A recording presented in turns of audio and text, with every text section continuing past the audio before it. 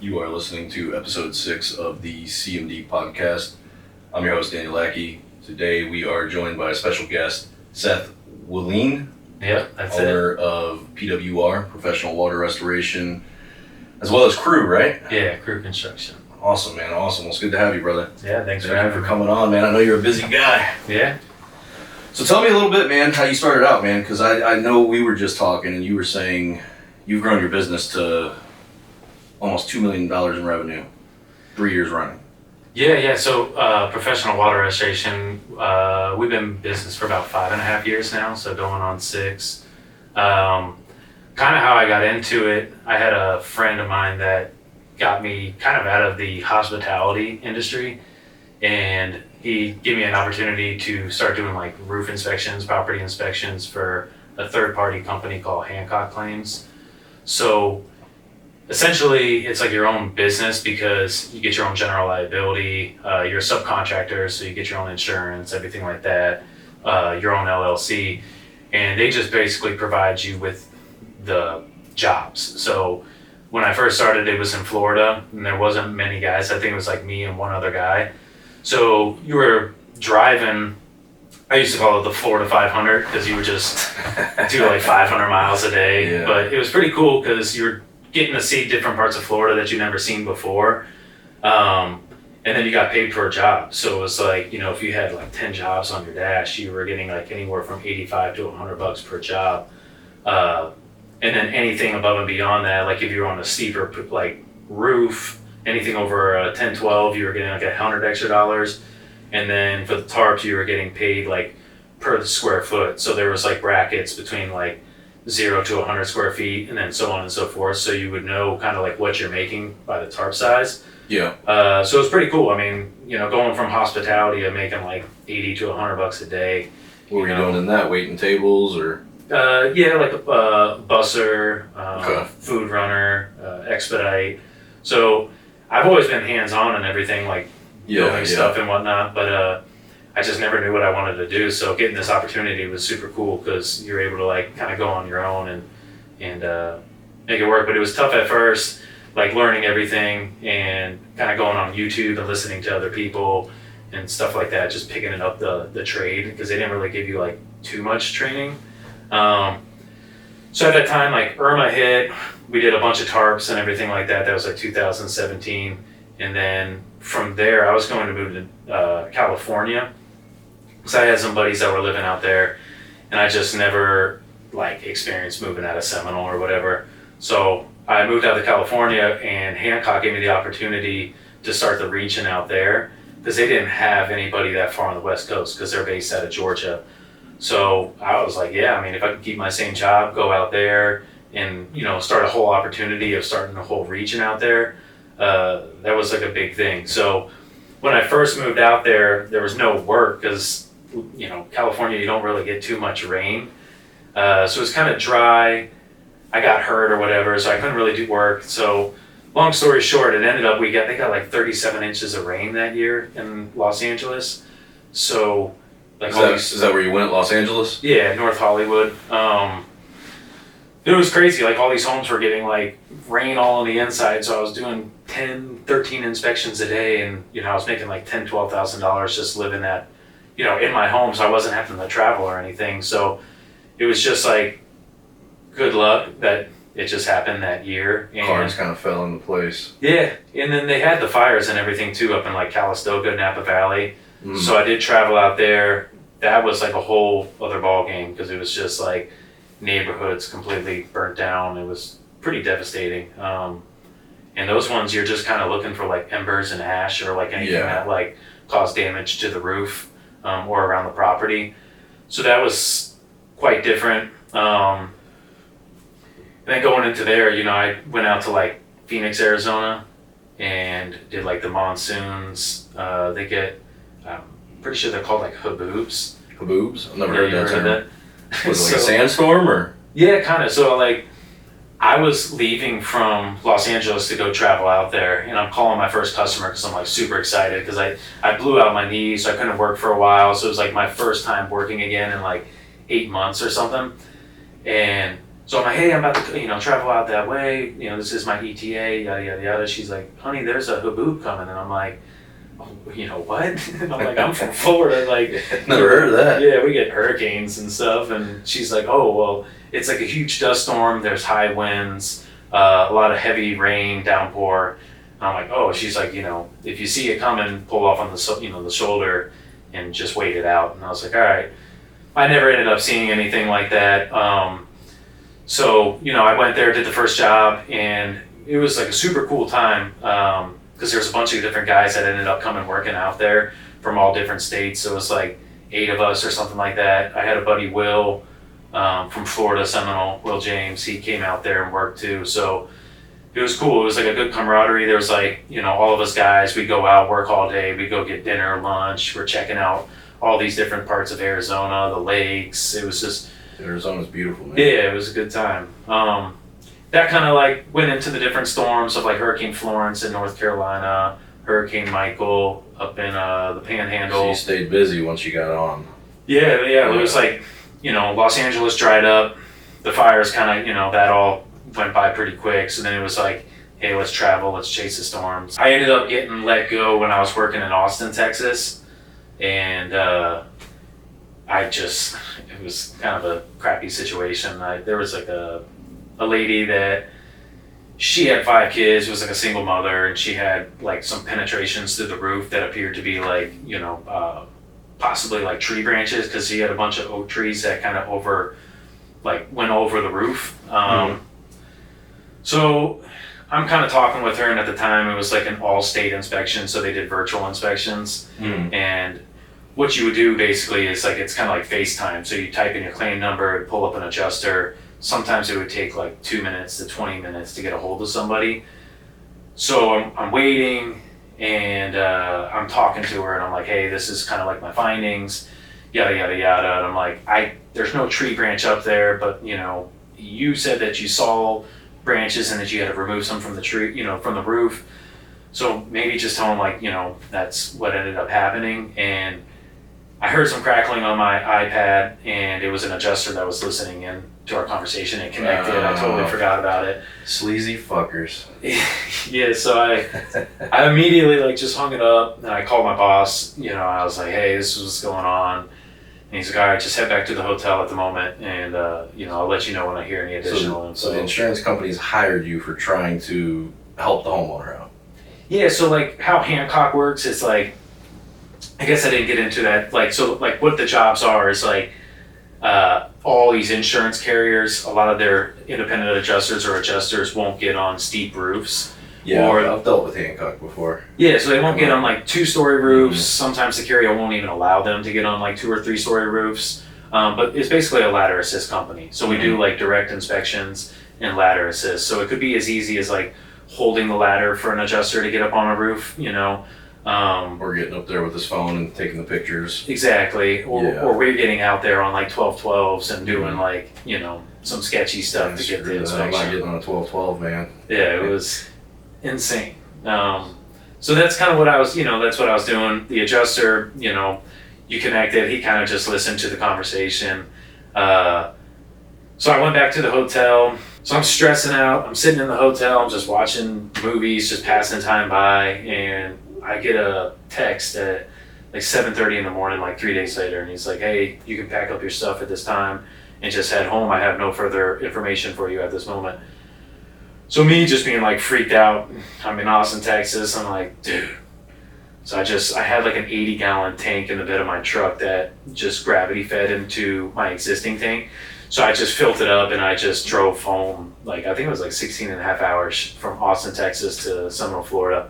Whew. And I just didn't stop. I was just kind of like, just wanted to get home. I was really anxious, thinking I'm going to lose this job. I didn't know what was happening. And so I owned a house there at the time that I was renting out. So I just like moved back into that house. I had some friends that were renting it out. So we're all, living there. And it was like 2 weeks later, I get a phone call. And it was the 2 managers, and they're basically like, hey, thank you for your time. Thank you for, your services, but we can no longer use you. And I was just like kind of shocked because of all the work that I put in Florida and then like moving out to California, starting this region, like they had me driving from even Los Angeles to like San Francisco for like one job. And it's like you would lose money on the job, but you had to do it to like start this region for them. So it was like, it was a bummer. Like, that's crazy, because I think that's very telling of all you really did was try to give the homeowner some advice that would benefit them. Yeah. And they let you go for that. I think that kind of explains the insurance carriers in a nutshell. Yeah. And it's like, I don't blame Hancock, because like Allstate is such a big carrier, and then it's either they're choosing like me as an employee, which they could just like fill, or potentially lose their like biggest client. So I understand like their understanding, but for like the insurance company, I guess I get both sides. I'm kind of like telling the lady like, hey, this is like like a coverable thing, but so like, no blame. You're not. Yeah, you're not gonna sit there feeling sorry for yourself. No, and then looking back, I mean, what a blessing in disguise. Like, sounds like it. To where we're at now, it's just like everything kind of happens for a reason. My mom always says that. And, even though it's hindsight, I mean, unexplainable. You're working in service, like you said, $100 a night, to now you're doing $1,000 a day. You lose that job. What's your mindset there, man? Did you know you wanted to be an entrepreneur, or were you kind of just stumbling into this? Yeah, I mean, I feel like my whole life I felt like I had like a purpose of like doing something. It's just like, what was it? Like, I remember even back in like middle school, like I convinced my mom to buy me like 10 blank skateboards. And, like at the time everybody was like snapping skateboards, skating, all in off of like loading docks or whatever. So like my theory was like, if I get these 10 skateboards and then, they're $10 a piece, and I sell it to like a buddy, his mom buys it or whatever for 30. At the end of the day, I'm getting a couple skateboards for like free, and then they like go to myself. So like, kind of having that hustler mentality has always like been there. It was just like, what's gonna be my my call? How are you gonna channel it? How are you gonna use it? Yeah, exactly. So, like to answer your question, like when I did get let go, it was like, I don't even know what I'm gonna do next. So. Was it a period of depression, or was it like a automatic bounce back of, all right, on to the next thing? What are we gonna do? No, it took a while. I think like right away, I was like, I already knew about the independent adjusting side and being like an independent adjuster and like the money that could be made there, just from being in that field and like dealing with IAs and stuff like that.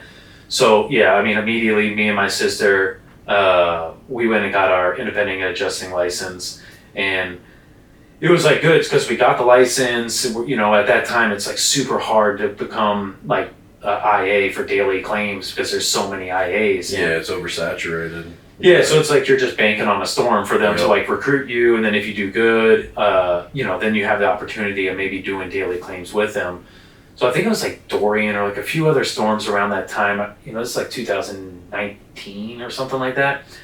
But they were like coming to Florida, and then they just like hooked and turned, and then we didn't get anything. Yeah. So it was like 4 or 5 months where I was kind of living off my savings, just kind of doing like odd jobs and stuff like that. Like, again, I'm like a handy kind of person, so I was like building stuff with wood, building furniture, tables, like anything just to get some money and kind of like hustling. Yeah, hustling, so I could find out like what my next thing was. Well, I was like getting down to the nitty gritty, and I was like, all right, I just got to get a job somewhere. So like, I was like, let me just maybe, with my experience, like start with an insurance company, become like an in-house insurance agent, adjuster, and like, just kind of like go through that path and see if that's something, I would be good at.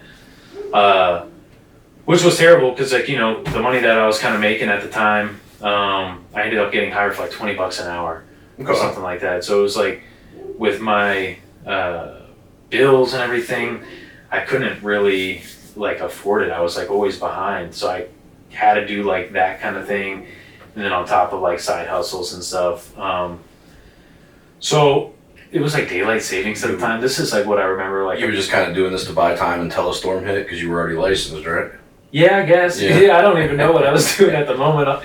Honestly, it was like daylight savings time. It was kind of like around, I did it for like 4 or 5 months or something like that. But I remember like, when it gets like, you go in to work, it's dark, and then you leave work, it's dark, and then I'm like sitting at this desk, and it's just like, I've never been a desk guy, And, you know, because I'm going from different states, different cities, new people, like 13 times a day. Different experience all the time. Yeah, now I'm in the same building, the same people, the same atmosphere, the same, like, I'm just not a repetitive person in that kind of setting. I'm the same exact way, brother. Yeah, so it's like texting my mom every night, like, I hate this, like, I'm just hating my life right now. This is like, I can't adjust to it. I don't know what I want to do, you know, like, and this is kind of like what got me into the restoration business. It was like, you know, when they first start you as an adjuster, you're doing like water claims. So it's like pipes that burst, like little claims that are like easy breezy, nothing like, they're not going to put you on ones that are like already in litigation or anything like that. Which was cool, you know, so I'm paying out these mold companies, paying out these water companies, and me and my two other coworkers were like, dude, this is insane. Like, these guys are making this much money for like setting up equipment, you know, trying the place out. You know, it's just you had the adjuster's perspective on yeah, that. I'm just like, dude, this is nuts. And so we were like, you know, we're talking as coworkers, we're with each other 8 hours a day, and we're like, dude, we should start a water mitigation company, do the mold, everything like that. And so we were seeing the estimates, we were kind of like seeing what they were paying for and stuff like that. So we would do like, World of Beer was around the corner, so we'd meet a couple times. One over in Tampa by the airport? Yeah. Yep.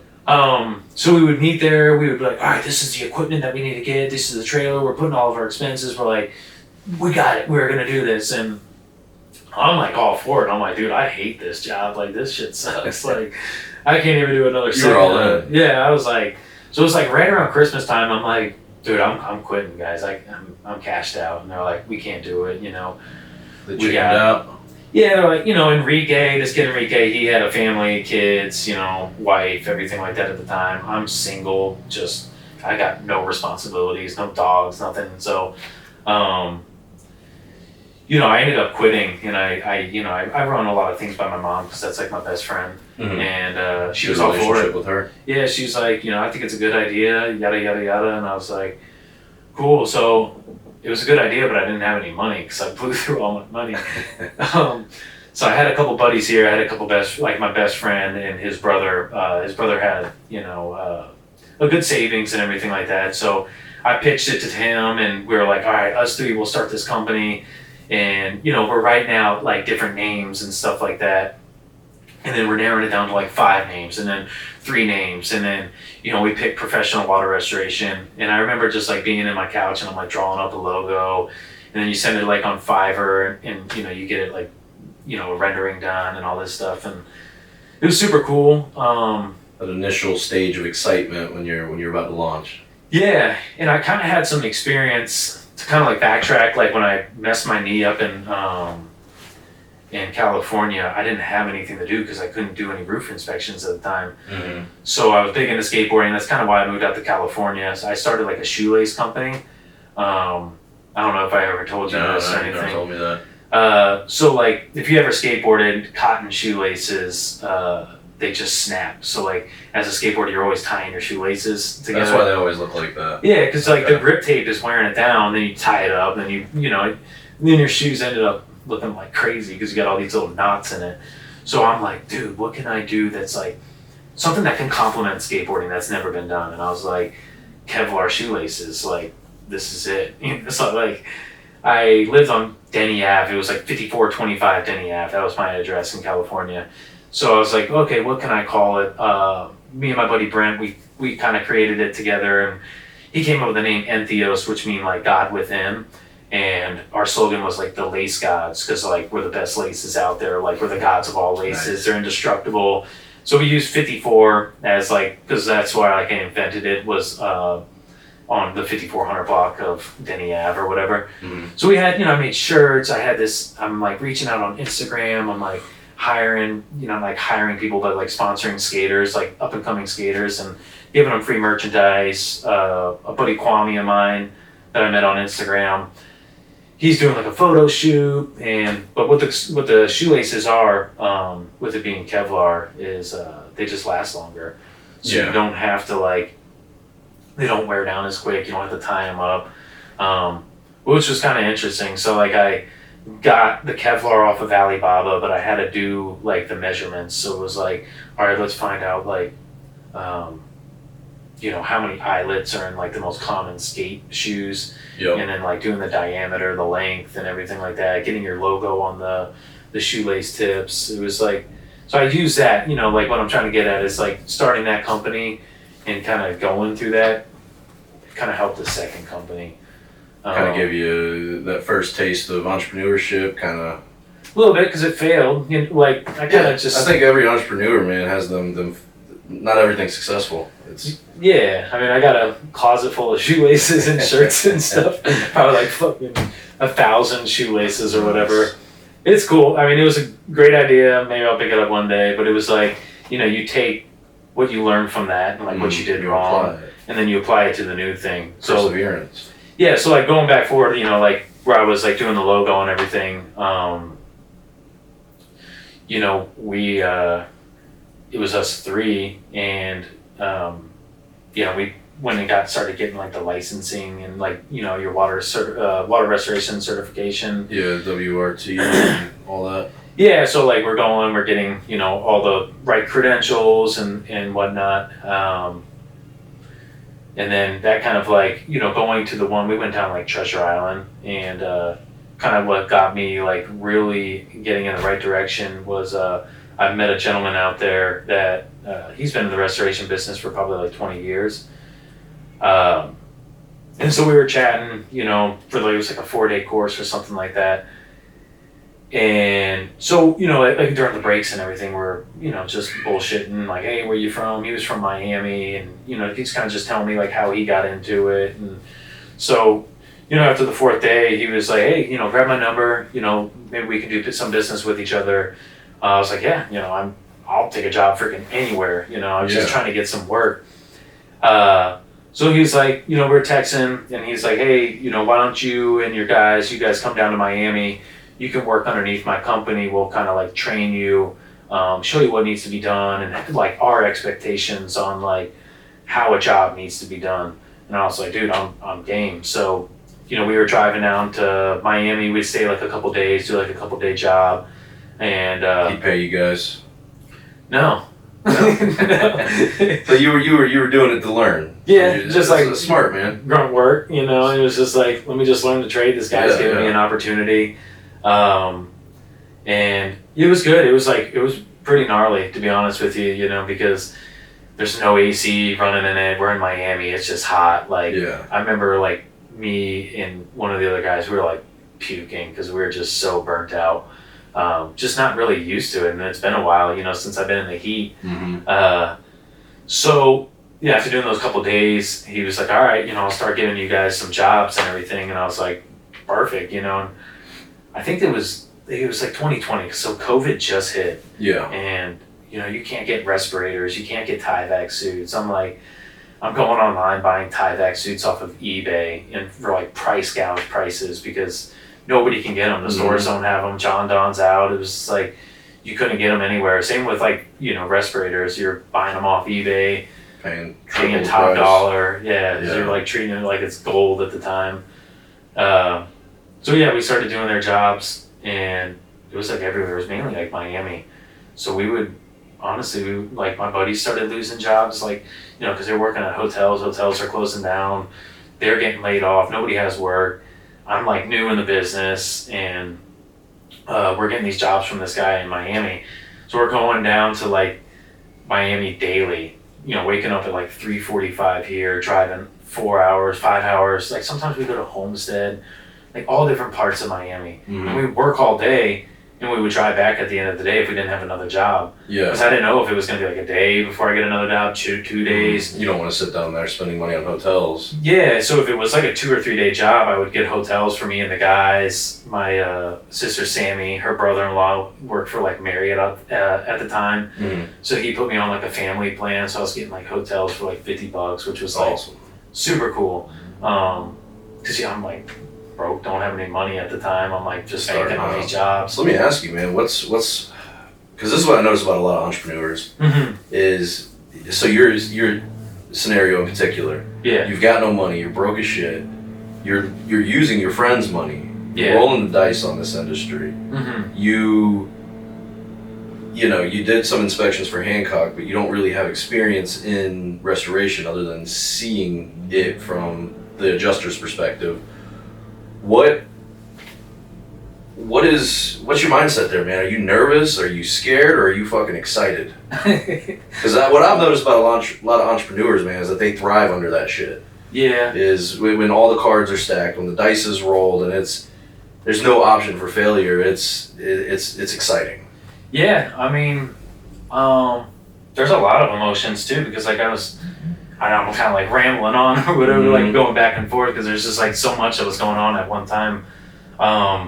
You know, like not having money. My mom was spotting me my mortgage because like I quit my job and I wasn't having money coming in.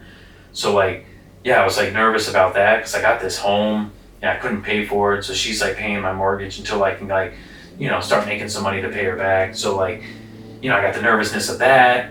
You know, I got a buddy that's investing like his money and investing into like me and my vision. So it's like, you got to be considerate about like how much money you're spending of his and spending it wisely. Excited at the same time because like, you know, I'm getting this opportunity from this guy to like, you know, like you're so excited to just even get your first job. It's like, it's a rush. It's just great. I'm like just excited to work, you know. Yeah. So I was like, I'm like, cool, like we're finally getting somewhere, you know. So yeah, it was like so many different emotions, like scared, anxious, happy. You had people betting against you, telling you it was a bad idea. I don't know. Maybe. Probably. Maybe. I mean, I feel like that just always happens. I think it always happens. Yeah. So. I mean, everybody's gonna have their doubts and everything. Man, you go from that to, what'd you say, 1.8 million in revenue, and it's your third year breaking $1 million consecutively. Yeah. And now you also own Crew, GC company. Yep. So, dude, that's incredible. Yeah, within like 5 years. That's incredible, Seth. Yeah. That's true entrepreneurship, man.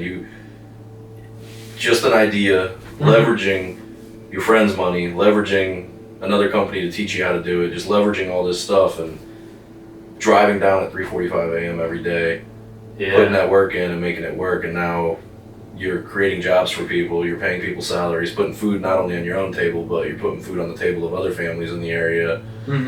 And I mean, that's incredible, dude. I love that story. Yeah. I mean, there's so many, like, I feel like there's so much to it too, because it was like even more like speed humps throughout that whole process of like. Yeah, it's not all sunshine and rainbows, dude. No, because that guy, you know, in Miami, I worked under him for a couple years, and yeah, I got paid on a lot of jobs, but you know, a lot of things that you learn too is like I didn't have any contracts with this guy. I just kind of like trusted him. Took his word. Yeah. So it was like the AOB times. You remember like assignment of benefits. It was like. Some stuff in litigation. Yeah, some Miami stuff, just like, you know, your typical, like, good old Miami. I don't even know if I'm going to get paid for this kind of thing. And, you know, long story short, I worked on him for a couple of years. I got the credentials, everything like that to get my mold license. I don't think he got paid for a lot of those jobs. So he paid me. We kind of came to like an agreement on like a price. But, you know, I kind of putting it all together, I lost like almost like over $100-something thousand in jobs that I just never... I don't know if he got paid for or that's a common story too with just anything in this industry, like insurance, public adjusters. I know public adjusters personally who were shorted $100,000, $200,000 for a firm they were working for. Roofing salespeople, they get shorted all the time. I mean, I'm sure it happens a lot. It's just nuts. And I took like a median number, like 2K, you know, times 60. It was like 60 jobs or something like that. Yeah.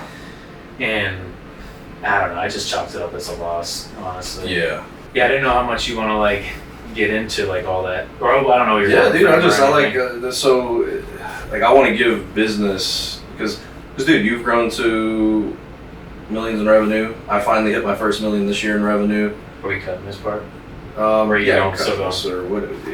I just wanted to ask you a question. I didn't know if I was like rambling on, like going on too much or whatever. Just shoot the shit, man. I was just trying, you know, going through the whole fucking thing or whatever. Yeah, it's just, I mean, honestly, the whole idea here is just business advice from actual business owners that are in the trenches still doing it. Like, yeah, I'm not a guru who knows everything that's made it, and I'm sitting on a beach in Thailand sipping Mai Tais. I'm still going to work every day, working on my business, working in my business, and I think you're the same way. Yeah, definitely. So, but at the same time, we're seeing we're reaping the reward of our hard work.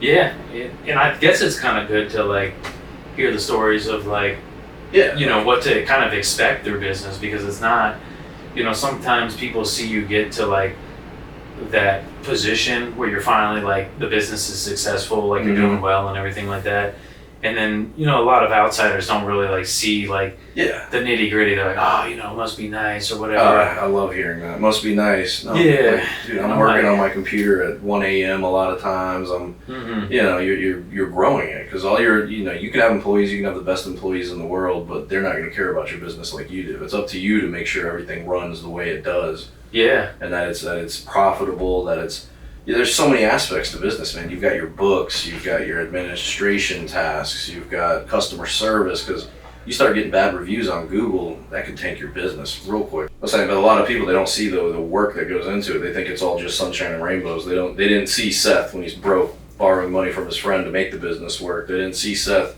waking up at 3:45 a.m. driving down to Miami every day. You know, they don't see that stuff. Yeah, and shout out to my buddies too. That like, was one of those buddies Justin? No. At the time, it was like Todd, my best friend Todd, Shannon, Dre. There was like a bunch of different guys. Like, and shout out to them, because it was like all I could afford was like $160 a day, and we're working like 16 hours a day. You know, like after like 8 months of doing it, I'm like, dude, I'm only paying these guys like $10 an hour. I'm like, what freaking homies, you know, like to be there and like do that. And you know, I couldn't afford like 200 something bucks a day. Like it just, you know, I even got like an SBA loan at the time, because you know, things weren't just like working out with me and the two partners at that moment. A lot of it was just like work ethic and everything like that. So yeah, I ended up buying out both of them.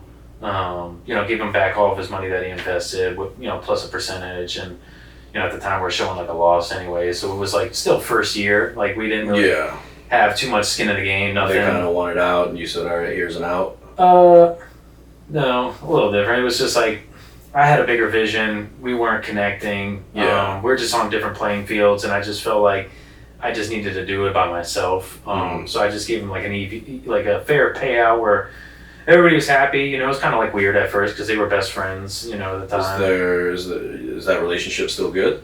Yeah, I mean, we're kosher, like everything, you know, like... There's no animosity now that they see, like, holy shit, Seth's doing millions in revenue every year?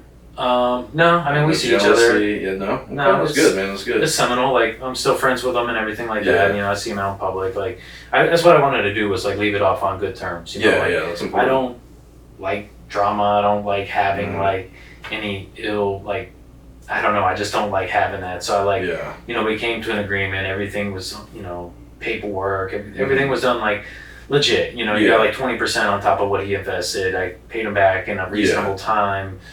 So yeah, everything was good. We see each other, everything, you know, it's been 5 years or whatever since that's happened. Obviously it was awkward at first. Our friendships weren't there, you know, the first couple of years. It was awkward, you know, seeing him out in public and stuff. Yeah, the reason I asked, man, is because I could just see that perspective of someone, you know, having some regret of, oh, I left that, but damn, they're killing it now. Yeah, I mean... I just don't give up, honestly. Like, I can't. It's just like my dad taught me something, like, I just can't, like, just give up on it. I was making it work, and I didn't have any option at the time, you know, I'm like... Well, and you had COVID going on right then, so you have the pandemic, you're crazy. So, I mean, it's not like you started in an ideal time. You probably started at the worst time possible. Absolutely. You can't get any equipment, you know, air scrubbers are gone. You know, people are using them for air filtration devices. Like, you can't get respirators. Nobody wants you in their house. We're going to Miami. Miami was like the worst for COVID. They had everything on lockdown. It was crazy. Yeah. Like, it was absolutely insane getting through like those couple years and everything. But I think that's, in hindsight, man, it's probably good, because now, if you made it through that, this is probably like taking candy from a baby. Yeah, I mean, working here local, I remember like getting my first local job. A high school buddy, Drew Green, like a friend of a friend and everything like that.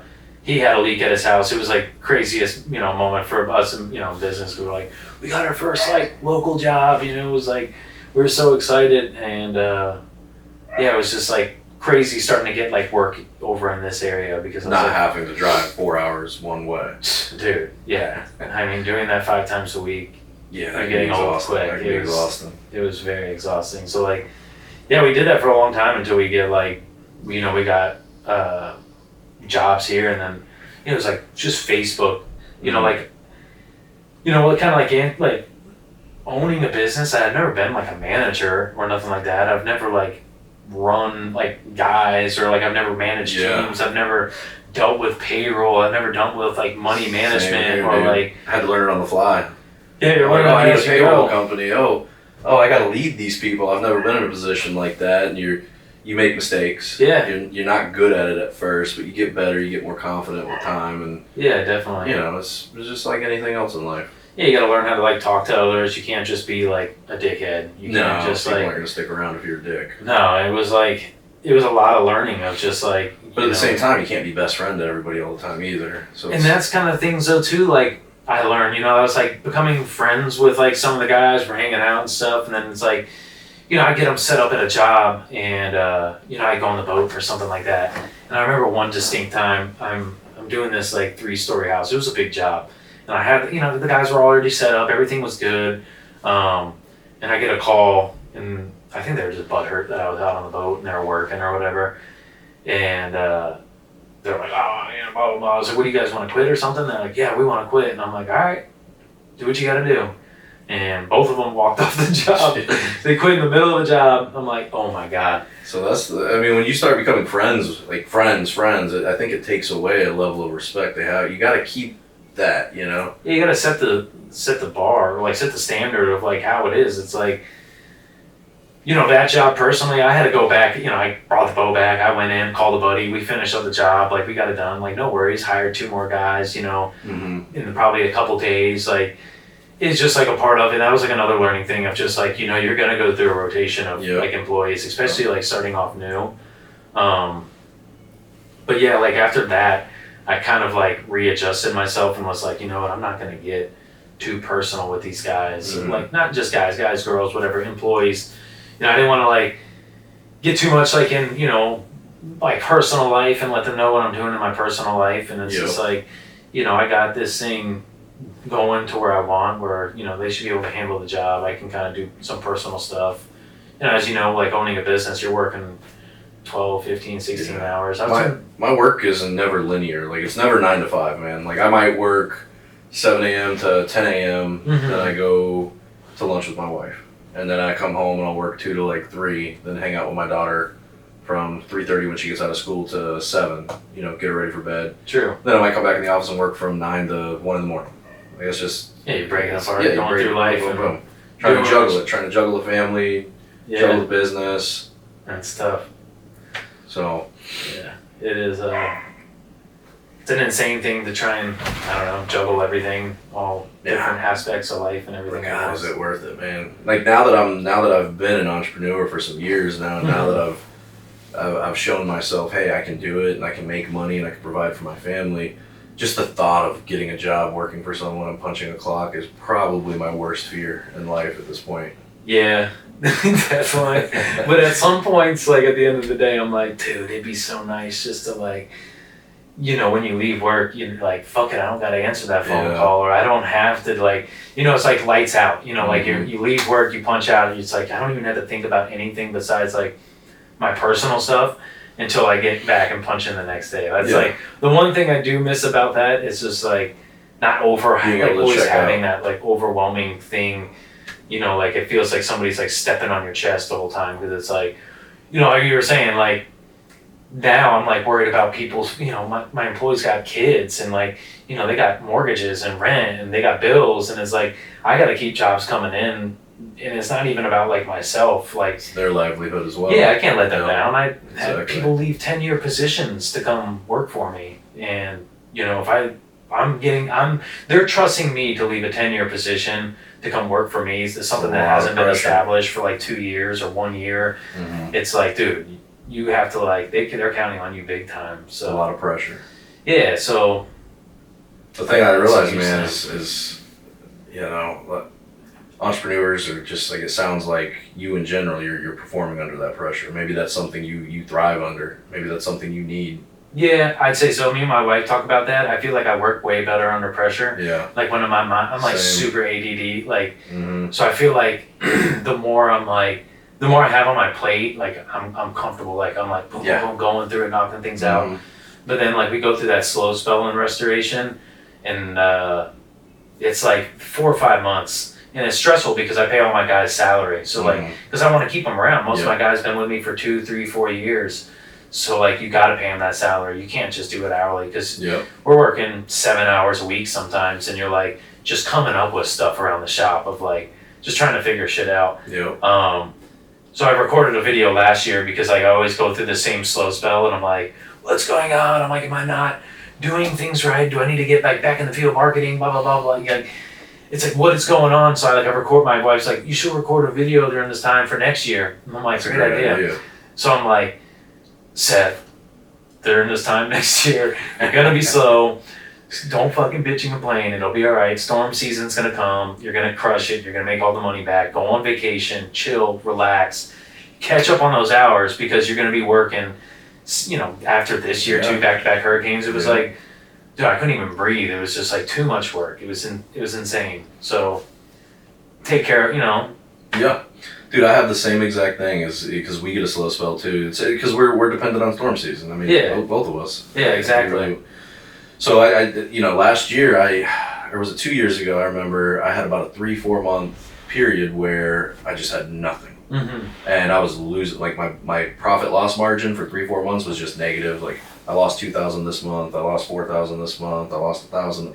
Like nothing crazy, but it was a loss. Yeah, and I'm just you start having those doubts of Jesus Christ, can I make this work long term? Like sure, I've done it, but now I need to repeat it. And then storm hits, busy, killing it, crushing it. And you're like, I need a break. I'm Yeah. tired. And then next year, same exact fucking thing happens, dude. So I think I might make myself a video. Yeah, it helped honestly. Yeah, because I got just like reassuring. Yeah, my admin's on salary, so I'm paying that even if we're slow. Mm-hmm. The rest of my guys are commission, so it's still. I mean, that hurts for them though too. At the same time, I want to keep them happy, so you know, even if we are slow, if I get a claim, I might put them on it for a percentage of hey, help me out here, help me out there. Yeah, like work it with you or something like that. That way you guys can kind of both eat. Yeah, but it's entrepreneurship, man. It's up, it's down, it's up, it's down, and I think I'm the same exact way. Is the more shit I have on my plate, it's weird because if I'm overwhelmed with just shit, I have like mental clarity. Like I feel happy. Yeah. It's when I'm slow, dude, I'll start to get a little depressed. I'm like, oh man, what's the point of life? You know, like, I'm the same way. Start questioning existence. Yeah, you're like, what's going on? Like I'll wake up sad, man. Unless I just have so much stuff on my plate. I guess just the way I think I'm wired. Yeah, same here. I mean, I like to stay busy, just regardless of it. I just like, was that kid was like to my mom like I'm bored. Yeah. You know, like I had to stay stimulated because like I'm just like a go wired person. Yeah. I think I'm getting better though as the years go on of utilizing that downtime better. So like I'll start like I'm making POSs and like right now I'm writing a couple ebooks for because sometimes a homeowner doesn't want to sign with us and they don't want to give up 20% of their claim. So I'm trying to create options. So right now I'm making a fire claim book for homeowners. Nice. It's just a step-by-step of what they need to do. Yeah, like what to expect and everything like get the mitigation company in there. I'm going to put templates in it of what an SPOL is, how to fill it out. Just A to Z, like sell it for like $2.99 or something. Nice. So instead of losing out on 100%, like here, just at least buy the ebook. It'll walk you through it. Yeah, I like that. Just definitely like compliments. Yeah. What you're doing in the industry and everything like that. So I'm gonna make one for contractors too to show them how to submit shit properly. Because I know you guys do great work. I've seen your guys' stuff. We've done jobs together. But I've also done jobs with submit companies where I'm like, what the fuck are you guys doing? Did you guys just start yesterday? It's kind of shocking, and a lot of it is like even their vendors and everything too. Yeah. You know, before we just became like an insurance vendor. This how's that going, by the way? It's slow season right now, so they're really not like, we haven't got any, like our first one yet. Okay. But what was cool, like, talking about the slow season, I even asked like our director for like contractor connection. I was like, do you guys go through a slow spell as well? And he's like, when you see it, we see it. And he's like, everybody in the industry goes through that certain time. So I was like, dang, it was super nice hearing that from the carrier. Yeah, because I was like, the whole reason of doing these third-party administrators, like, contractor connection, is, kind of filling the voids of like, a lot of our jobs are obviously like referrals or like, or even like networking, like getting jobs from you or other, people that are in the trade. Just even finding us like organically, on the internet. So like getting into like contractor connection was to like fill those extra little gaps throughout the week to like still get more jobs coming in. Yeah, for sure. But I'm excited about it. I mean, I think you got to be, I forget the exact requirements. It was like 3-4 years in business. Like you have to have like an establishment. They come and do like a site visit. It's a pretty vetted process. I mean, it could take. Yeah, I don't know much about it. I've heard a few. So I've talked to a couple ServPro franchise owners, and they obviously ServPro does it. They're probably their biggest vendor. Yeah. But they said that they just try to nickel and dime them on everything. So I hope it works out for you. Yeah. But it's cool. I mean, if it pays for like, if you get a job a week. Well, if you can keep your guys busy. Exactly. I'm either losing money. Yeah. Or if it pays for payroll, and then whatever job else that you get that week, it's considered like profit. That's the kind of way that I look at it. Yeah, like sure. how many jobs we're kind of doing in a week, and the profits after that. After payroll, overhead, everything. So again, it's just like a good filler. If we make some good money off it, great. If we, almost break even or make a little bit of money, but we're paying for our labor and stuff. I think it's kind of like a win-win. Yeah, for sure. Looking at it from that perspective, definitely. Yeah, that's just trying to kind of where I want to get to, and then start opening up different branches, different locations. Are you looking to franchise eventually? I don't know. I mean, if it gets to that point, that'd be freaking sweet. I mean, that's cool, the man. ultimate goal. Yeah. But slow and steady. Just taking a step at a time. Like, I was running my business out of my house in Seminole off 86 Ave for like 3-4 years until I could save up enough money to buy a warehouse and an office. So You guys bought the property? yeah, yep. Nice. Yeah, so I did that. That was like a crazy time. What did that cost? It was like $720, $730 or Oh, it's something not like too that. bad. Yeah. For some reason, when I think commercial property, I'm always thinking millions. Yeah, I mean, it was perfect location, starting in Ulmerton. Like, you could just get to all, US 19. Especially now that they opened that new just highway that shoots you right to 275 there. Perfect. At 10 minutes from my house, we got a 3,000 square foot warehouse, and then next door is where we got another like office. So they're not connected. They're separated as two parcels, but which is sick because PWR, I built out a whole office on the warehouse side. And then Crew has, they got some storage and everything. We kind of split the warehouse. So it's like PWR gets half, Crew gets the other half. PWR runs the business out of like the warehouse, that office, but then next door is all Crew too. Yeah. So it's like, being a sister company, we, when we first started Crew, a lot of the work came from PWR, which was just like a super easy transition because we're already getting these jobs. It was just like, we would do the restoration part. We made the, the relationship with the customer. They just wanted to deal with one person. So it was just like super easy. Hey, we do it from start to finish. Is that kind of what led you into starting Crew? I mean, how did that come about? Yeah, so, dude, that's like I feel like it's like a whole other life. Yeah, because you got the mitigation company. That's very successful. And then I know last year, 2 years you started Crew? Yeah, like a year and a half. Okay. But I was doing work through the restoration company a couple years before that. So the way that kind of started was my partner now with Crew, Tony, he worked for another construction company called Bandy's Construction, and his buddy Doug worked for Bandy's as well, and he needed somebody to do this work at Dunedin Hospital. And I remember this job specifically because it was like the biggest like turning point for me in construction, and I didn't really know too much. I was just like, I had this guy Noel, which is my partner with Crew now too. He was a contractor. He's been a contractor in Pinellas County for like 20, 30 years. So I was like, hey, I got this job. It's at Dunedin Hospital. Do you got a drywall guy, framing guy? And what it involved was, it was their sterilization room, and it required like containments. And what we do in restoration is containments. You know, we put the rooms under negative air pressure.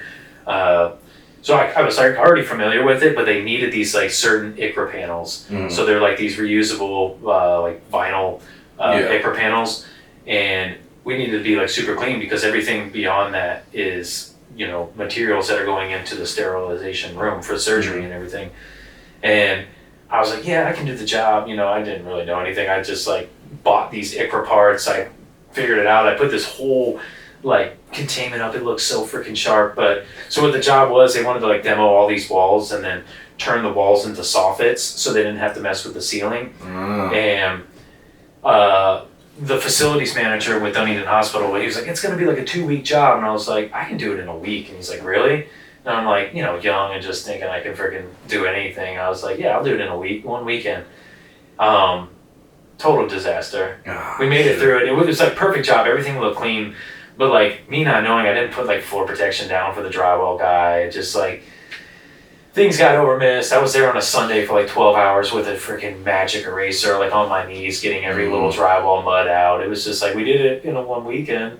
The dude was super happy. He gave me like so many other jobs. You learned a lot from that, I'm sure. I learned a lot. I learned how to do the ICRA. I rent out those panels now too for like construction companies, which became like a whole other like side gig kind of thing.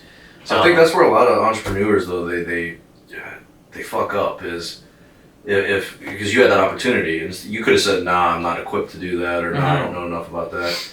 Instead you're like, yeah, no, I'll take that job and we'll figure it out as we go. Yeah. And then out of that you got paid, you made some profit, you learned a lot. Yeah. And now you're applying that to a whole new business.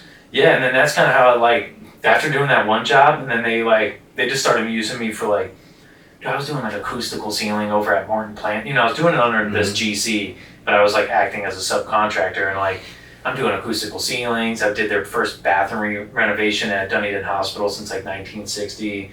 Morton Plant, we did their cardiovascular room, so it's like a 32 room remodel. Yep. That was super cool because we were doing like, people are coming out of heart surgery into the rooms right next door. So we were setting up these like 100-foot ICRA barriers, you know, infectionist controls coming in, they're signing off, they're doing particulate counts, you know, it's crazy that you... Counting off particulates? Yeah, so they do a particulate count of the air, so they're showing how many, you know, particles in the air. Then you begin your demo. So once they sign off on it, you can start your demo. You have a manometer that's hooked up and it's reading negative air pressure. So what the whole idea is like you need your contained area under negative air pressure the entire time. So that way when you're walking out of your ante room, so like the way you do it is like you got your one door, you walk into an ante room, right? And then you have another door and then you can get into your work area. Yeah. So when you're leaving, you have to when you're about to leave, you got to vacuum yourself off, go into the ante room, take off your like tie-back suit, take off your booties, then you can leave that room. You got to do that every single time. Oh, so you're signing off on this manometer twice a day. But then at the end of the job, like that section, infectionist control comes by, they do another particulate count, then you got to do a terminal clean. So it was like in depth, a lot of steps. Dude, it was crazy. But we're using like our restoration knowledge with this reconstruction and everything. And it applied. It overlapped very well. It sounds like it was great. Such good money makers. That got me into doing like first year we did like a 36 unit apartment complex in Tampa, which was like crazy too. It was like a $500,000 job. I'm like 2 years in business, 2 or 3 years in business, something like that. And I'm getting like these, you know, apartment complexes. I'm just like, head is just like. I think the moral of the story here, man, is don't be afraid to take a shot and fake it till you make it. Yeah, I kind of did that in a way, you know, with like my buddy Noel. You know, we did the job together. That's kind of like what transpired in the crew, right? So like, long story short, we did this 36 unit apartment complex underneath PWR. And I'm like, dude, I'm taking on a lot of liability. You know, I got to put my 1 year workmanship on this thing. You know, we're friends, you know, we're homies. We go to the gym with each other. But like, you know, if we're going to keep on doing this, let's start a company together. So that's kind of like him and we started Crew Construction. Same thing, I'm drawing out the logo, I'm doing all this stuff. I'm like, all right, if we're really going to grow this thing, we got to find like two other partners because I'm tied up with professional water restoration. I don't have a ton of time, but I have like the connections, right? Because people know I'm in the industry. I'm getting these jobs. I was at the time I was leaving money on the table, not doing the research. So you're leveraging your value. Yeah, I'm like, I'm leaving money. Why don't we just start the business? I can be like the funnel that funnels this like and you're business. gonna give me a percentage for it. Yeah, we're all working together. So like, I contacted Tony Feminella, which is a buddy of mine that got me, into the construction part of it. And I was like, he's been working for Bandy's for like 10 years, and so him and his daughter Leah, which is my best friend Cody's sister, they both left Bandy's construction, and they became partners. So it was the four of us that started Career Construction. That's even more pressure right there, man. Because 10 years there, now you got to feed them. Yeah, that was just like crazy. Yeah. So, but it was nuts at first. We were getting these every year now. With restoration, since I've been in business after like the whole Miami thing, we've been getting floods in Shore Acres, Madeira Beach, like all over Pinellas County. So it was like the work was there, and from them being in the construction industry as well, and then friends and family there knowing that they started, like a construction business. So it was like, dude, we're getting jobs from everywhere. Noel's a contractor here for 30 years. He's bringing in jobs. I'm bringing in jobs. They're bringing in jobs. It was like, I think the first year we did like 200 jobs in 1 year in contracting. Nice. That's just like, that's a lot of jobs. That's disgusting. Like thinking back, I'm like, dude, that's so much hustle. Cause like, you minus out your weekends. You're booked out the whole 200 jobs. You're booked out the whole year because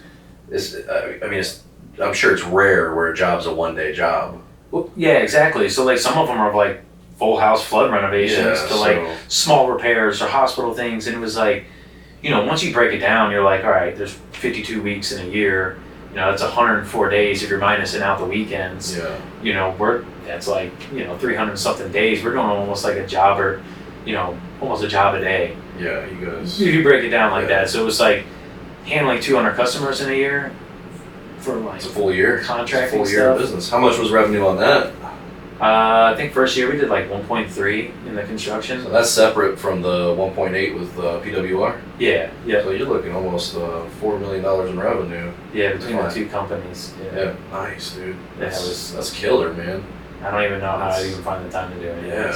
So where are you trying to go next? Like what's the future of PWR and Crew? I mean, so currently, like right now, we started the Contractor Connect thing. Me, Justin, that that works for Professional Water Restoration. He's been working with me for 4 years. Best friend of mine. I ended up bumping him up to like a management position, just because I'm kind of stepping out of like the restoration part. So we hired another assistant, which works underneath Justin, and we got it kind of structured really well. So we got like Jacob, which is my brother-in-law. He's like the supervisor, so he makes sure like quality control, doing the estimates, new site visits, taking all the questions, change orders, and then we got a field foreman, and then we got other technicians too. So that part, like professional water restoration, it's kind of running itself. So within 5 years, you took that business from 8-hour round trips daily to running itself. So now you can step out, still make money off it, and you're going to build this second business. Correct. Yeah. So that's what I kind of did. Was like, man. Let me structure this like it's running by itself. Of course, like I do my little daily tasks, answer questions. Me and Justin are always on the phone, but it gave me enough time to like really focus on Crew. So like currently right now, my brother-in-law, this is like another. They're talking about like so much weight on your chest. It's like he left a 10-year job. He's an accountant, like a controller for Marriott hotels over on Delray. Okay. So this past month, him and my sister just purchased a house in Delray like 4 months ago. Now they're moving over here. They got to sell that house. They've only been in it for 3 months. He's leaving a 10-year job. He's here currently now living with my mom. So it's just like, it's been crazy. We're, constantly growing. They have kids, don't they? They got kids. It was just another big Start calling you the Godfather. It's insane. But it's going good. Like long vision, like what you're asking. Like, I want to open up another professional water restoration. Because they kind of like, you get jobs kind of based off where you're located, and they like cut down on the whole PO box thing. So you got to have like an official, like, storefront or somewhere, like location that you can get mail to. So that's the next step with PWR is open up like another location, maybe like a little bit farther out, like Palm Harbor, Tarpon Springs, Dunedin, somewhere a little bit farther away, to kind of like get that region. And then crew, we stopped like residential construction, almost kind of completely. We'll still do some, Yeah, you just do depending commercial. on, yeah, just like commercial, new builds, additions, ground ups. Nice. Really just focusing on like the commercial side. We just find it being a lot easier. The thing I find with commercial is it's a lot more transactional and a lot less emotional. Correct. So residential, the homeowners are emotional. It's their home. It's where they raise their family. Their memories are there. So there's a lot more emotion tied to it. That's a good way to put it, because it is like their personal. Yeah. They're living in it and everything. Yeah. Another thing with commercial, like a lot of when you're working off plans, like everything is there. Yeah. All the select, like when you're doing residential, sometimes you're the general contractor, you're the freaking designer, you're like the architect. If you're like doing a little build out work, redoing like kitchen layouts, it's just like it's a lot of like. Isn't it funny though, and ironic that from what you're telling me, it sounds like it's easier, yet it's more money. Yeah, it's easier, more money, bigger risk. Ironic. Yeah, more liability for sure. Yeah, I mean, but usually the people that you're dealing with, they got bigger bank accounts, and if something goes wrong, then you're going to be liable. And not that we would ever want to get ourselves into that position, but it's just the nature of it, I guess. Yeah. You gotta be willing to take on some risk. Yeah. For sure, man. For sure. Yeah, that's kind of the avenue now. So what are you guys are, I mean, it sounds like you've solidified yourself here in St. Pete pretty well. So are you guys just looking to stay local? Are you guys chasing storms at all? Or? So I know you said you did that before with tarping, and you were making hand over fist and. Yeah, doing like the Fort Myers Cape Coral. I think so. What storm was that? That was like. Was that Ian? That was Ian. Yeah. We'll do like 2-3 hours. Yeah. But you're not going to Texas. Nah. See, I'm going to Texas.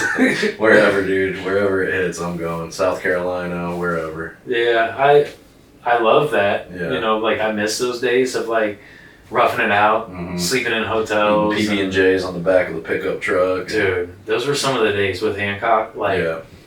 Like when you're making that storm money, you just like, it's just such a good feeling. Storm money's so good. That's crazy. So you go work 3-4 months, then you come home and like you said, you hang out. Chill. Pick up your local jobs throughout the rest of the year and then just game plan for the next year.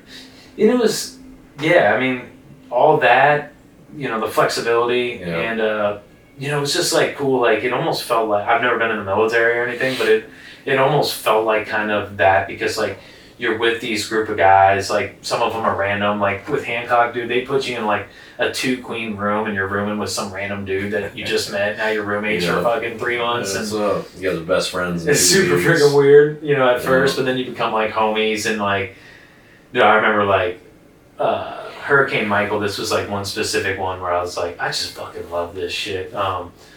It was like, they put me in a hotel like 2 hours away from the work. And I'm like, dude, what the fuck? I'm like, I'm gonna be driving 4 hours a day just to like, just to put that there, just to get to work and back. So I had it was Michael Petty and Dan Rogers. Yeah. They're two buddies of mine at the time, and they had a hotel right in Panama on the beach. They got a bar there. I'm like, dude, what the fuck? And they're like, dude, come room with us. Like, I didn't have like an air mattress that first night. I remember it was like cold as shit because storms always hit like later on in the year. And I'm like, I have a blanket I'm laying down on. They got their beds. I'm on the floor like with my Hancock outfit, jacket on and all. I'm like shaking, like freezing. It's freezing that night. I woke up, same clothes, sweaty, smelly as shit, went out, made a couple more $1,000 or whatever. It was like, but I was like, dude, I fucking love this shit. Like, I'll get in the nitty gritty. I don't give a shit. I like hitting ground zero right after the storm hits. It's just a rush. It's a rush. It's crazy. You go to the grocery stores, the shelves are empty. It's like, I think it's the closest you get to a post-apocalyptic world. Dude, exactly. Experience. Like there's no bathrooms. Dude, I remember one time when Ian hit, I was down there, no food on the shelves in Publix. I went just empty. There was nothing. There wasn't even a gallon of milk in that store to buy. And then because it flooded, all the plumbing was jacked up. So I'm like at the grocery store, all the bathrooms are closed. I'm down there, dude, I had some tacos for breakfast, so I gotta go. Yeah. So like I'm going behind the grocery store, hiding behind the dumpster. Like it's you're roughing it out there, man. Mm-hmm. So it's good times. Good times. Yeah, I've definitely have had to do that. It just I don't know. It make my wife honestly laughs looking at me, back. she's Like, always like, "Why do you carry toilet paper in your truck?" I'm like, "You never know." bro, I've had to do it fucking couple times, like 5-gallon buckets on the side of the road. I specifically, the worst shit one was we're at this house in Miami, and this was like a terrible experience for me though too, because I got heat exhaustion this time. Miami, there's a basement. Basements in Miami, That's weird. fucking mind blown. I didn't even know that was allowed. Dude, it was so hot. They had no AC in this thing. I pull up in the morning, there's only like one working bathroom because we demoed the other one. And I was about to knock on the door and I hear them in the shower and I'm like, fuck. I'm like, dude, my best friend Todd's working with me and I'm like, bro, I can't make it to the store. The trailer's just like a fucking, earthquake went off in that thing. And I'm like, I didn't have no toilet paper. Fucking, I should have kept some on me. Dude, I shit in a 5-gallon bucket in the trailer, take off my socks, use my socks. Oh, God. I'm like, this is just so terrible. I'm like, isn't it funny that those kind of memories are fond? dude, it's just, you gotta do what you gotta do. It was either I was shitting my pants or I'm like, you gotta go in the bucket. I'm like in this lady's front yard in the trailer. I'm like, but just thinking back, like fast forward now, like looking back, I'm like, dude, it's great. Like, I love those memories. I cherish those memories. Like we were riding in an E150, like, like a little like work van, all the way down to Miami. I didn't have like, I don't know, like looking back, I'm so crazy for doing this because like insurance wise, but like we had bean bags in the back of the fucking truck that these guys are like sleeping on going to Miami. It was only like a 2-seater. I'm like, but just looking back at those memories, I'm like, I just loved all those times. It was good.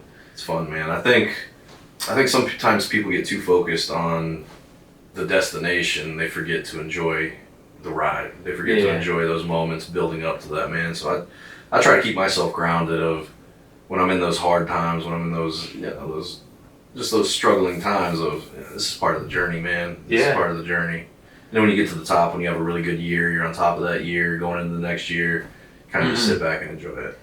And it makes like hard times a little bit easier, once you get through like a couple like rough scenarios, like some like scary moments and stuff like that in business. You just feel like you can get through like any like builds confidence. Yeah, because I remember like earlier in business, like when something would happen, I'm like, world's coming to an end, and then like now I'm just like, or I'd let it like get my emotions high. I would too. But now I'm just like, what can we learn from this? How are we going to resolve it? Let's get through it. Yeah. And push through it and get on. Because you're going to get through it, and you just got to get over like whatever it is. Like I'm not going to let it I'm not going to dwell on it for like forever. No point in wasting energy and time on something you can't control. It's already done. Chalk it up as a loss. I used to do the same thing, man. Like dealing with desk adjusters, that can be difficult. I know you guys know. So when I first started, I would let it bother me, and I would get offended with that. And I'm like, why the fuck are you doing this to the homeowner? And dude, now it's just like I'm just doing my job. I'm not like I water off my back, man. We're gonna settle the claim. We're gonna win. You guys want to be difficult about it? Fine. Yeah, it's not gonna ruin my day. Yeah, it's just something I feel like you just gain over. Comes with experience. We're wise now. We're wise old men. Yeah, I feel like the older I get, the more patient I get. Yeah, I mean, I'm sure you see that with like being a dad and everything too. Oh, dude, your patience are about to be tested. Yeah, I did it with like my puppies and everything. I feel like before I had my little dogs, like getting them as a puppy, it sounds so stupid, but it taught me like so much patience because you got to be like kind and like you got to be like. They don't understand, just like, I guess, like kids, like you just got to be patient.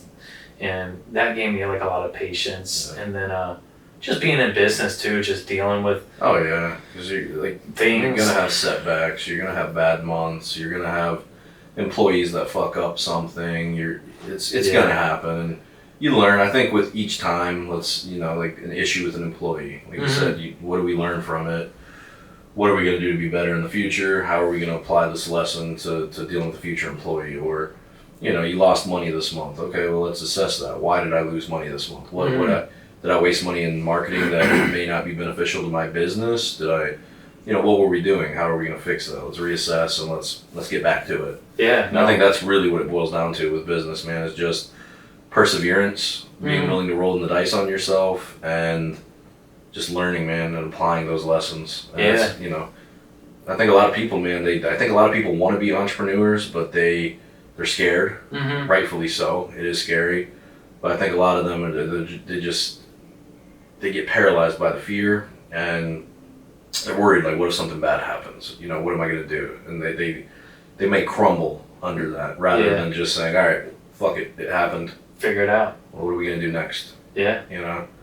So, man, let's say, where are we at here? I turned off my phone. We're at an hour and 13, so, I got a lunch at 12. So I just wanted to ask a few more questions to you, man. What, because you're successful. You're a successful entrepreneur. You got a beautiful baby daughter on the way. You've bought your family a big, nice house, and your crazy ass put a half pipe in it. I saw. Yeah. That's super cool, man. But what advice, man? Let's say you've got a starting out entrepreneur out there. What advice do you have for them, man, to reach that $1 million mark? I think what helped me the most, and like what made me just get like continuing like business and things like that, is just like do what you say you're gonna do, and just like follow through with things.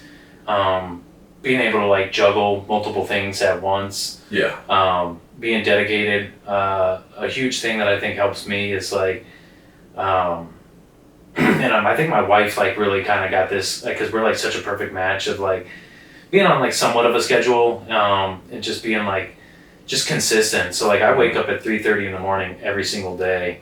I get to the gym at like 4:15 in the morning. Yeah. And I work out for about like an hour and a half. And no matter what, dude, I've done that for like 3 years now, waking up at 3:30.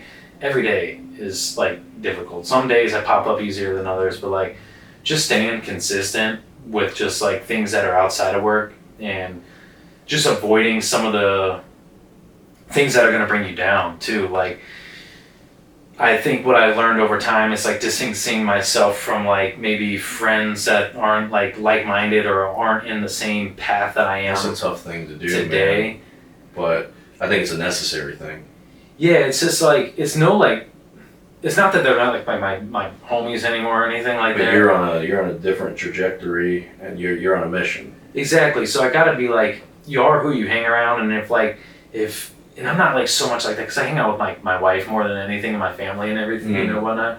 But just like being by myself and working on like me and my family and my wife, and being closer to my mom and my sister and her husband, and just like things that are like outside of business contribute in business, because like going to the gym and having these goals and like having that dedication and that self-drive and that discipline of going every day, right, is like, that's putting a good foot forward for the rest of my day, because I'm like, all right, I woke up, I did what I didn't want to do, but I know I have to do it because it's like beneficial for me and the longevity of my life. But it sets like, when I'm done with the gym, I go home, I make my breakfast, I go, I get to the shop, I'm like, what's up, good morning, how's everybody doing? I'm like, I'm not groggy, I've been up for 4 hours, the guys think I'm freaking crazy, because I'm like, what's up, good morning, they're just waking up, I'm like, you guys ready to get this going? Like, just keeping it like... setting that pace for everybody else. Yeah, just like, so doing the things outside of work. I don't drink, like my wife doesn't drink, so like I don't drink, I don't party anymore, I don't do like any like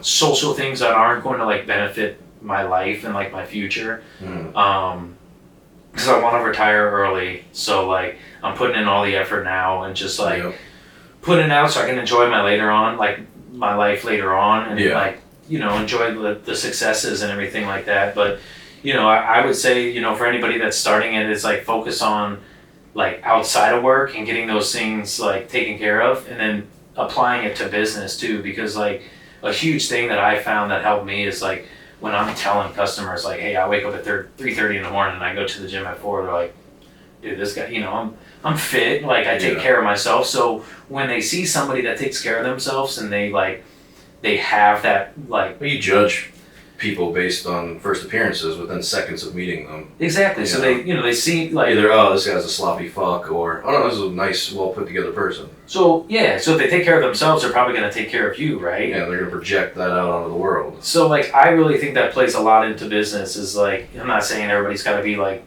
just do your thing, get a good like routine going. Little goals turn into big goals. I write my goals down at the beginning of the year, every year. I do that too. I do my punch list. I go through it. I try to meet those goals. And just staying consistent. Like, really, like, doing what you say you're going to do. And, like, if you make a mistake, own up to it and fix it. And just being, like, respectful. If you know you're going to be late, like, fucking text that person. I usually know I'm going to be like an hour before I'm late. Oh, dude, I hate when people aren't punctual. And just be on point. Like, and fast too. Like, with me and Justin, do we crush it because we were like fucking nutbags about like response. Like, you email or you text me, like, we're going to get back to you within like minutes and you're going to get an answer. And if you don't get an answer, we're going to like acknowledge it and be like, hey, we're going to look into it. We'll get back to you as soon as possible. Yep. Like whatever it is, just keep that person or that customer in the loop. I'd rather somebody check in and be like, give me bad news and not give me any news at all. Yeah. Like, don't show up and then I'm asking you, well, hey, when are you going to be here? Like, dude, figure it out. So like, definitely like, be on top of your stuff, Be consistent. Be communication, consistent. I think if you have those core values and you apply it to any business, man, you have a really good chance of success. Yeah, and that's why I feel like I could almost do like any type of trade and like crush it because you just like apply those same things in networking, like just talking to people, like putting yourself out there, just talking, just starting communicate, like just starting anything because you never know what it's going to like turn into. For sure. But just putting yourself out there, putting yourself in uncomfortable positions. I don't like to talk in front of crowds. You get more comfortable. The more reps you put in, no matter what it is. Mm-hmm. It's like when you go to the gym, man, the more reps you put in on the weights, you're going to see results. True. The more reps you put in speaking in front of people, the more reps you put in putting yourself out there, the more reps you put in doing a job maybe you're not good at now. You're eventually going to be a master of all of those things if you put enough reps in. No, most definitely. So, it's tough, but you just gotta keep at it. For sure, man. Last question for you, Seth. One piece of advice you would give yourself if you can go back in time when you were first starting your business. Oof. I know I had to save the hard one for last. I would have told myself, from the very beginning to focus on yourself. Yeah. At first. Because then you can apply it to all other things. So kind of just what you said then. I probably teach myself that earlier on because I did almost let my business go. I had a buddy that was like, dude, you're letting this thing go. It was just I had so many outside distractions.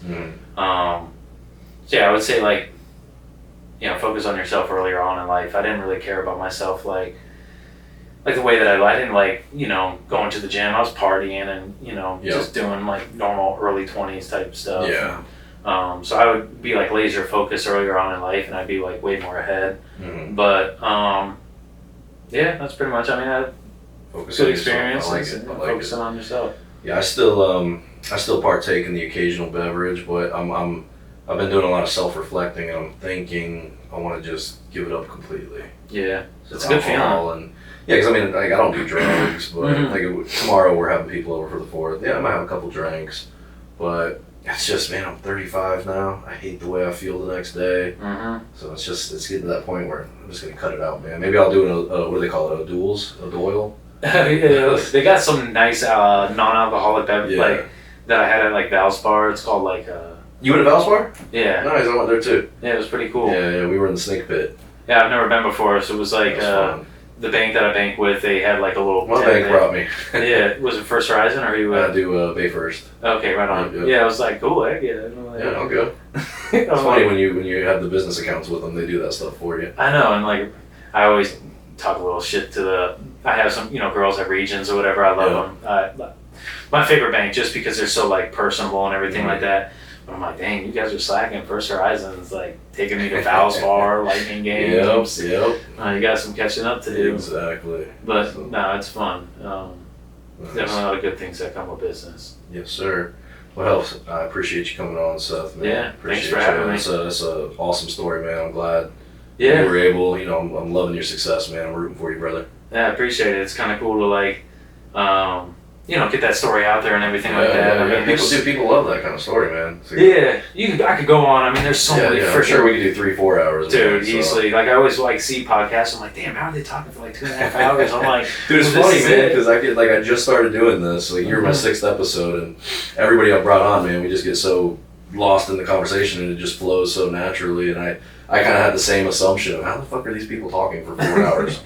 Yeah, and I'm like, I don't want to be like rambling on. There's like so many dynamics of like starting a business and going through it, and like, you know, we could probably sit here for hours talking back and forth between both of our businesses and everything like that. For sure. Super cool though. I mean, congrats to you and everything too with like, you know, making your successes and doing it all like on your own and everything like that too. I mean, Yeah, man, for you sure. got a beautiful freaking spot in here. Awesome house. I mean, it's just crazy to come over see. for a barbecue one day. Yeah, let's do it. A little non-alcoholic All right, beverages and shit. Yes, sir. Hello, duels.